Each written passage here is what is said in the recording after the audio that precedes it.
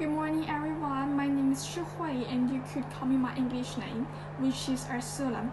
Today I'm here to give a presentation about the economics of population growth, and it will last for about 2 minutes. Actually, my presentation is divided into 2 main parts and contain 4 points. So I have a lot to cram to the next 10 minutes, so I better make a start. Now I'm going to talk about the influence of population on economic development. When we talk about population growth, it has to do with the population policy. Different countries adopt different population policy because of their different population development situations. Moreover, a country's population policy will be adjusted partially according to the actual situation of its population development. For some developed countries, like Canada, like the United Kingdom, Germany, these countries have developed economies and stable societies, but have low birth rate and slow or even negative growth rates. As a result, these countries' population policies are lax and even subsidized to encourage birth rate. For some developing countries like China, like the Brazil, these countries are both developing countries with relatively backward economy, large population base, and high natural population growth rate. Although natural resources are abundant, they are rarely available per capita. Countries generally adopt populations to control population growth, which are very difficult. There are 2 problems on population. The first one is overpopulation, and the second one is underpopulation.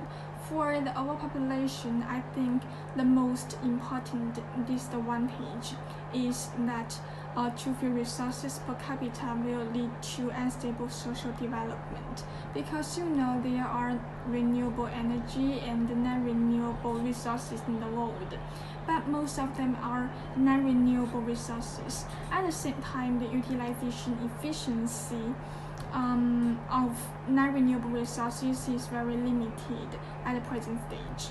Therefore, it is necessary to reduce the consumption rate of resources, reduce the number of population, and improve the utilization efficiency of science on the premise of the steady development of productivity.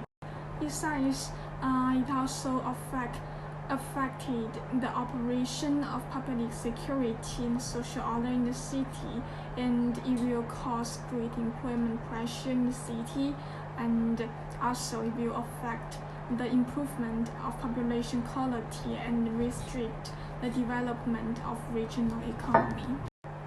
And for underpopulation, I think the most important disadvantage is aging the population. The aging of the population, namely the large proportion of the elderly population, will bring about a shrinking market, a decline in purchasing power, and a reduction in investment, which will slow down the development of social economy. And at the same time, the burden of social passion will increase, and the elderly will be unaccompanied, lead a difficult and lonely life. This phenomenon is more pronounced in Japan, where there have been reports of elderly people living alone for days after their deaths. In some countries, population growth is too slow or even negative, which leads to the shortage of labor force and the shortage of national defense personnel. These problems are more obvious in Western European countries such as Britain, Germany, and Italy. Let me give you some examples. There are charts about the population in UK and India. The number of people in the United Kingdom reached 60.4 million in mid-2018, and the growth rate in 2017 was just 0.6%, the lowest since 2004, with immigration the main source of growth. And besides, Britain's demographic structure is changing, with people living longer and having fewer children, which means the age structure is aging. India is the world's second most population country, with a total population of 1.3 billion in 2018. Its population grew 70.7% from 2001 and 2011, about 181 million, with the current annual growth rate at 1.1%. But there is no universal family planning policy in India, because the increase in the labor force can ease the pressure on families. India's GDP is growing fast, but its GDP per head is still low. Overall, the relationship between population growth and economic development has been a controversial issue in the field of population economics for a long time. Some documents emphasize the negative effects of population growth on economic development, while others emphasize the positive effects. Let me give you my opinion. I think the increase of population is beneficial to the economic development and social progress in the short run, but in the long run, it is not conducive to the long-term development of society and will also overload the earth. Therefore, in order to achieve social and national progress, the number of population in this country and the region must be balanced with the number of environment and the resources in the country and the region. And this is the impact of economy on the population. I divide this part into 3 points. The first one is economic factor. It will influence the population proliferation and survival conditions. The role of economic factors on the natural population growth conditions in it had decided the population proliferation and the survival conditions. Through the change of population birth and death rates to influence the population nature increasing rate. Usually, when the population cannot meet the needs of economic development for labor, reproduction of the population itself will stimulate.